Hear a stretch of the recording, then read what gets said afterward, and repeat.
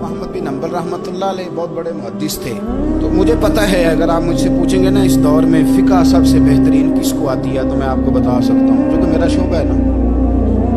आप पूछेंगे सरफ नाव का उस्ताद कौन अच्छा है, तो मैं बता दूंगा कि कहाँ पे है, कौन है, मेरा शोबा है। इसी तरह से मेडिकल के शोबे से वाबस्ता लोगों से आप पूछेंगे कि हार्ट का डॉक्टर कौन सा अच्छा है, तो बता देंगे।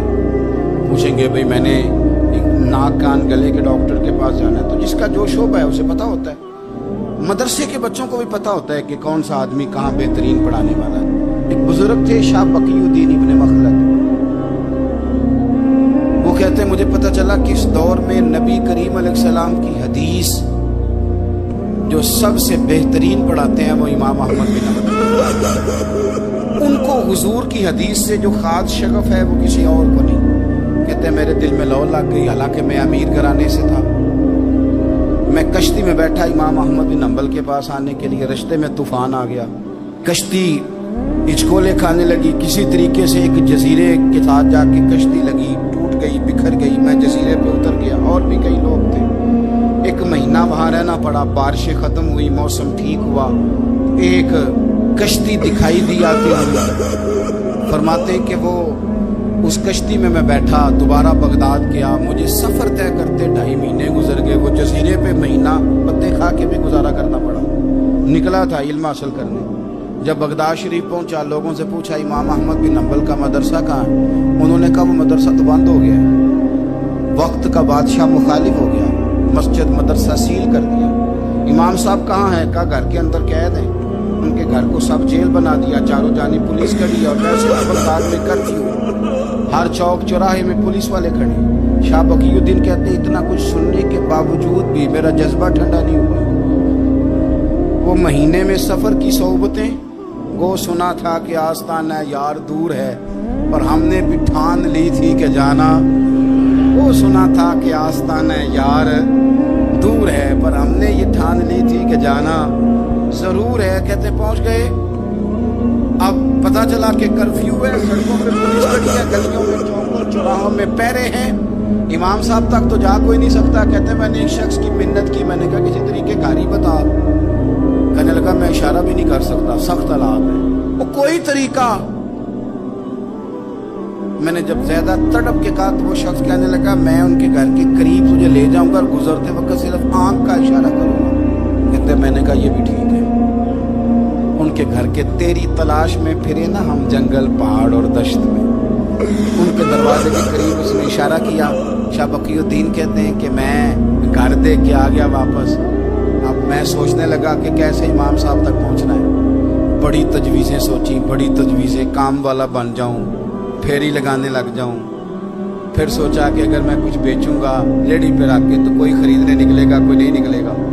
किस तरह करूं, क्या करूं, बड़ी सोचें। बिल आखिर मैंने तय किया, अल्लाहु अकबर। मैंने ना कपड़े फाड़ दिए, इमामा उतार दिया।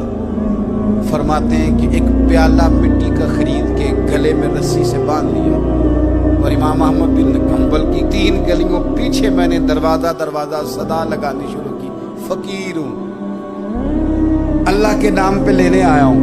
कहते एक एक दिनार मांगते मांगते मांगते मांगते आजम यार मनौन दिखाता रसा की भेज बटाए। कहते हैं मांगते मांगते ना मैं इमाम अहमद बिन हंबल के दरवाजे तक आया। अमीर घर का बच्चा था, बड़े पैसे जेब में होते थे। इमाम के दरवाजे पे सदा लगाई, कोई है अल्लाह के नाम पे देने वाला? कहते वो नूर भरा दरवाजा खुला। एक गोरे मुखड़े वाला, सफेद दाढ़ी वाला, सोने इमामे वाला, चमकदार आंखें, नूरानी शबाहत।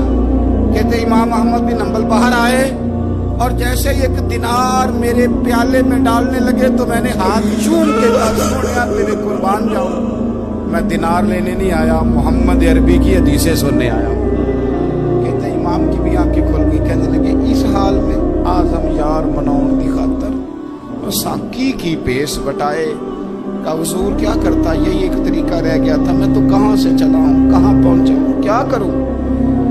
इमाम साहब फरमाने लगे फिर मैं भी बड़े दिनों से परेशान था, कोई सीखने वाला नहीं मिल रहा।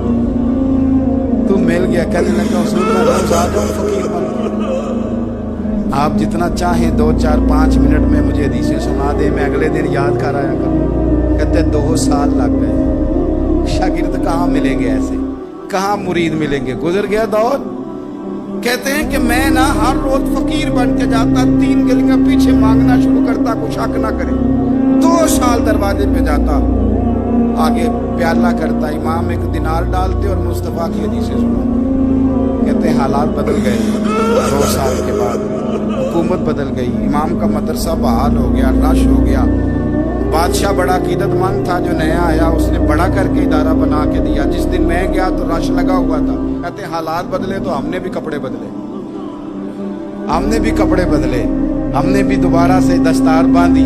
اور کہتے ہیں بڑے لوگ بیٹھے ہوئے تھے, میں جب داخل ہوا نا تو امام اٹھ کے کھڑے ہوئے.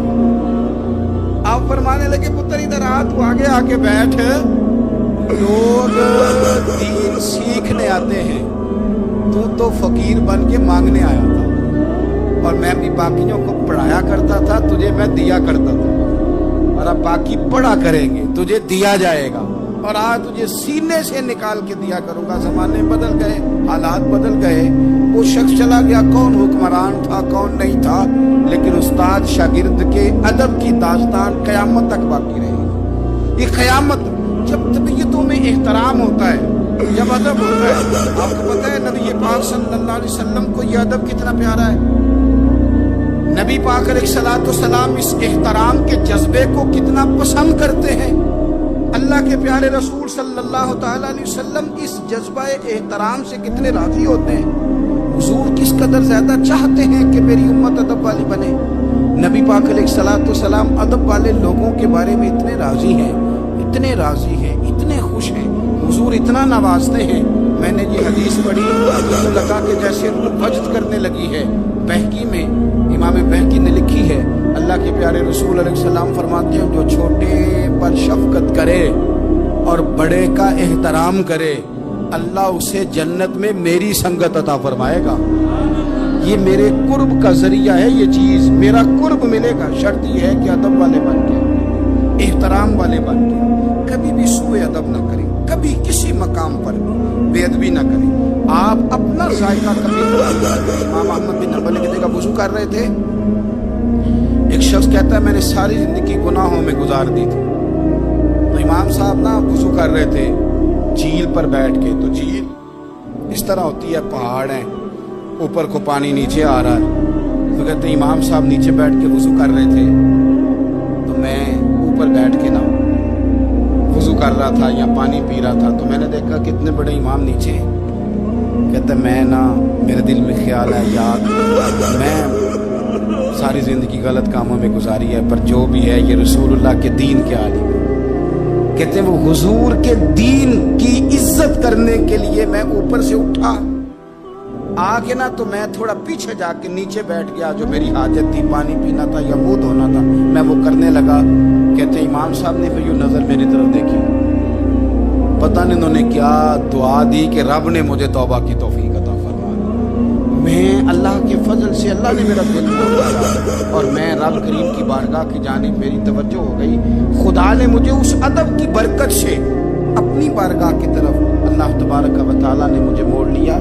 بے ادبی تو بندے کو کفر تک لے جاتی ہے, بے ادبی تو کفر تک لے جاتی ہے. اگر بندہ بے ادب ہوتا اللہ رسول کی بے ادبی تک پہنچ جائے تو دور نکل گیا. لیکن یہاں باقاعدہ بے ادبی کو پروموٹ کیا جا رہا ہے. کبھی بھی بے ادب نہ بنے, ادب والے رہیں, ادب والے بن کے جئیں, ادب والے بن کے دنیا سے جائیں. وہ درویش نے کہا تھا کہ بے ادباں مقصود نہ حاصل,